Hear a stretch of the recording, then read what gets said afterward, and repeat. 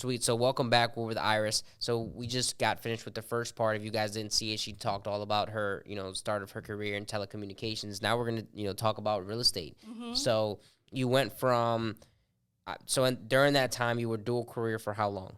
I'm going to say between 2006 up to the beginning of 2000, the end of 2016. Gotcha. Mm-hmm. About 10 years altogether. Yeah. Mm-hmm. Sweet. So why did you decide that, you know what, I'm just going to go ahead and do real estate full time now? Well, my whole department was laid off. Oh, wow. Right. And so at that time, I didn't want to get back into going to interviews, Mm-hmm. getting resumes out there. And I've been in the business for, like you said, about 10 years at Mm-hmm. this time. So I decided to just go into it full time. Yeah. Gotcha. Already had your feet wet. You already kind of knew what it entailed. Right. So, Mm-hmm. plenty of time to learn everything. Correct. Yeah. So, someone looking to get into real estate, what would you tell that person? I tell everyone that I meet, it's good to get into. You do have to work hard at it. The lead's not going to come to you. You gotta tell everybody you're a realtor. You can't be a secret agent. But it's fun. I mean, it's difficult too. We post all our accolades, but behind the scenes, it's tough. Mm-hmm. Yep. So I met Iris because we did with a deal together, and it wasn't easy. Sometimes you deal with situations where things that are out of your control, right? It's not the agents or the lenders. Sometimes it's the title company that's dealing with something that's out of their control too. That they're sometimes trying to verify who the owner was 15 years ago. Somebody who maybe owned it 2-3 times back, and they're just trying to confirm that they have absolutely no, authority and can't come back and say, hey, no, that's actually my house. I never signed for it, right? Or that they paid their debts, stuff like that, right? So, we had a little bit of a situation like that, and, we were able to just go ahead and overcome that and get the documents we needed and kind of take care of it. But, speaking about stories, I mean, do you have any crazy stories about, real estate that's happened to you? I'm sure you have. It's so. Everyone's got a little something, I feel like, I know. I never ran into the same issue twice. So it's just getting everything, just like the situation. But I had everything up front. But when you working with someone that's selling a parent's house, you just have to make sure, they have everything to make the process easy. And just one thing I want to say to you, you made the process before. I mean,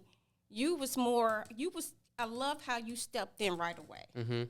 Because like you said, you got that real estate background, and you was making sure this deal is not going to fall through. Right. We're going to get it done, no matter what. So we explained situations because it was tough. That was lots was into it, too. So I appreciate you putting on your real estate hat to say that transaction. No, I mean, that's what you have to do sometimes. You just have to figure it out. I feel like some people just go, hey, look, that's not my job. That's not my forte. And I'm just like, well, how do we get it there, right? Like, who do we have to talk to? What do we have to do? How do we get this done? And, I feel like that's what you need to do in this industry, because if you just go, hey, we had a hiccup. Hey, sorry, that house is not going to work out. But, like, maybe there was a situation where you could have, right? And you have to ask the questions, because if you never ask them, you never get the answers. Right. And you called me, too. As soon as the realtor, the buyer's agent, sent the offer, you called me. Yeah, that's what we do. We call. We call. Right. Look, hey, we make sure our buyers are pre-qualified, all right? We look at their documents. We look at, their assets and credit and everything like that. Before they get out there and look, they know that they can buy. Right. Yeah. Right. So, what do you want out of your real estate career now going forward? I just want to be consistent. Business keep flowing my way. I love working. Like I said, I love it, but it is hard. But you just have to be consistent with it. And what do you do to go out and get business? Because I know some people are like, I don't know how to get business. I want to do real estate, but I don't know how to go out there and get it. Well, I came into the business right before it crashed. So now it's like you're going back into the hustle and grind. So cold calling. I'm actually going out door knocking now. Weather was good a couple weeks ago. Now, yeah. But I was out a couple of days. It just depends on the weather. I mean, how it is. But put my jacket on. I'm out there. Have you had any success stories from the door knocking? I had, well, not actually door knocking, but hanging. Because when I go out, I also leave a flyer or something. And so I have got listings from that. Oh, nice. Wow. So is that how you got that listing? No, that listing was a referral. Okay. So So, someone that I went to high school. oh, there you go. There you Look, go. see? And that's just posted on social media. Yeah. And you know, what would you post? Just, hey, like, you know, well, Sometimes I post. I'm trying to think now what I post. I have a system that I just some daily stuff about properties. I post my just listed or just sold properties. So so I just think information, being, educating. Yeah, Yep. educating. I think just being out there, just letting people know what you do, and they see what you're doing. Is then it's just word of mouth. Right, right. And you just, you know, you do a good job long enough and people are going to know who you are. Right, right. Yeah, And I have sweet. repeat clients, which I'm very grateful for. Sweet. And other than door knocking, cold calling, I mean, is there, what do you specifically do other than those things to get business, or is that your main? No, I keep in touch with clients with CRM, past clients. I also do Popeyes. Okay, Yeah. sweet. So you go by your past clients and go, hey, you know, been a long time. Here you go. Yeah. Sweet. No, that's a good way. You know, I know we have a bunch of realtors that do that, and it definitely works. Very Right. popular. I mean, the key is to stay top of mind, you know? Right, It's- exactly. Anytime they think real estate, your name. That's it. That's it. Yeah. Yep. Yeah. And I mean, you know, you're not gonna vibe with everybody, but Right. you know that's the point. That's why it's a service based business, and Right. and that's what you need. So going forward, you just want the deals to come through, right? And you came from telecommunications. So how would you say that career has helped you with this career? I guess because I always was on the phone, communicating with people, but I'm very shy. I'm very shy. So a lot of my friends are sometimes they shocked to see what I do because I'm shy. So, but when I get on the one-on-one, then I'm cool. I'm good. Like explain the buying process or the listing agreements. But this right here, It's just a conversation. I know. Yeah. Or 2-on-1, you know? Yeah. It's still one-on-one conversation there. right. You guys are great. So, what would you say to a first-time home buyer thinking about buying right now?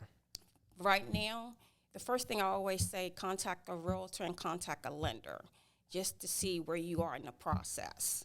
So even if you're not ready today, but just sit down with a lender to run your credit, get prepared for the buying process because you need to know the process and have what funds you may need if you don't qualify for a program. Right. Sweet. Absolutely. That's And- great advice, too. I tell everybody, hey, even if you're thinking about buying in a year or 2 years, it's good to get that out of the way so you know where you stand and if Exactly. you got to work on anything moving Right. forward. So, Yep. Yes. No, it's very, very important to just know where you stand, right? You know, it's kind of like a fight. You know, you don't just go to the fight and, you know, you didn't do any training, right? You go and you prepare. So it's the same thing, right? You know, you prepare, you make sure you know exactly where you're at, where you need to be, you know, so that some people get surprised. Right. I always give my story. So when after my divorce, in my buying process, I couldn't qualify at the time. So the lender I worked with, it took me 6 months, but I did everything the lender told me to do. Yeah. And Amazing. So, right. And Yeah. So 6 months later, I purchased my first property. Right. There you go. I love clients That's like awesome. you actually Yes. listening to what we say. Yep. Exactly. That's a rarity, but when it happens, it pays off. Right. Because Right. look, you might not be ready today, but if you just listen to the professionals, right, you will be ready. Right. And it might take 6 months. It might take 3 months. Right. Yeah. It might take you a year. But as long as you follow the steps, you know, that we provide. Sometimes it's credit. Sometimes it's just saving for, you know, the down payment. And, you know, there are programs out there, but they're not 100% free, right? Sometimes they require for you to have a certain credit score or that you're putting in a certain amount of money yourself, right? So different qualifications and different things that you won't know until your situation arises. Correct. Right. Correct. A lot of people say, hey, well, can I buy a house? Well, it's like, well, I don't know. I don't know your whole story. I don't know your whole situation. Right. Until we know that, we really can't tell you. Right. Right. Right. So it really is important to come to a professional and get advice, right? Because you wouldn't do surgery on yourself. Right. So why would you try to do the biggest purchase of your life by yourself? Yeah, this is a big purchase. Yes. It is. It is. I mean, we're talking about hundreds of thousands of dollars. Right. Right. That I mean, if you have it, and you got it cash. Hey, that's good. But you still need a professional. Right. Right. Always. Even if you're doing it cash, because there's a lot of things that go into the contracts. And me being on that side of things, I can see that. Like, what are some things that are going to protect me? What are some things that are going to protect them? And how can we both be protected so that if things do go wrong, that we can both walk away amicably, and not, oh, I lost this much because I wasn't represented well. Exactly. And that's like you said with the contract, there's so many contingencies to protect you. So you do want to make sure you work with a realtor when you in that process. Yeah, and talking about contingencies and stuff like that, we're seeing them being waived right now. And when we say contingencies, for some people out there that they don't know, we mean appraisal contingency. So an appraisal contingency might be, that you're going to completely waive it so that if it doesn't appraise, for example, you're buying the house for $200 and maybe it only appraises for $190, that you're still going to pay $200. Or it might be an inspection contingency, that if something's wrong with the house, that you're going to live with it, you're going to fix it yourself, right? There's many other types of contingencies and stuff like that, but it's just ways that you are taking the burden and the responsibility off the seller and putting it on you. Right. So with that being said, I mean, how are you seeing the market right now, and where do you see it, in the coming months? Actually, I'm starting to see, but like it was last year, 2 years ago, where it's multiple offers. I just wrote an offer for a client last week. 11 offers was the seller received 11 offers. Wow. And majority of them had appraisal gaps. Wow. So the client didn't get it because the appraisal gap. And that appraisal gap means that you, like I was saying about the contingency, that if it was worth $200 and it only appraised for $190, that you're gonna, maybe you're gonna pay the full $10,000. Maybe you're only gonna pay $5,000, whatever that is.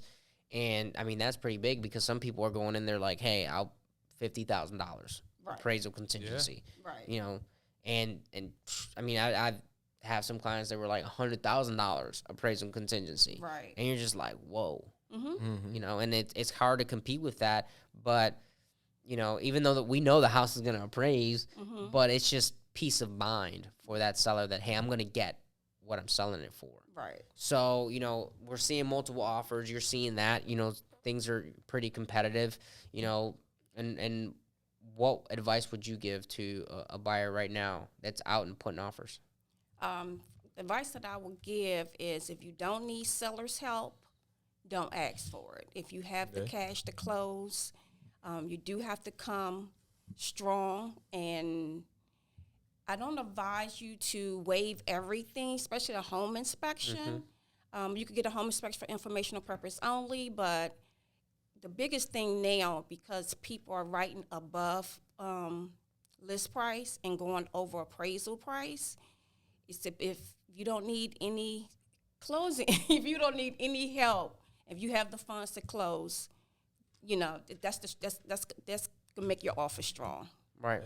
Right. No, definitely. I mean, they're looking for the most benefit that they can get. Right. Right.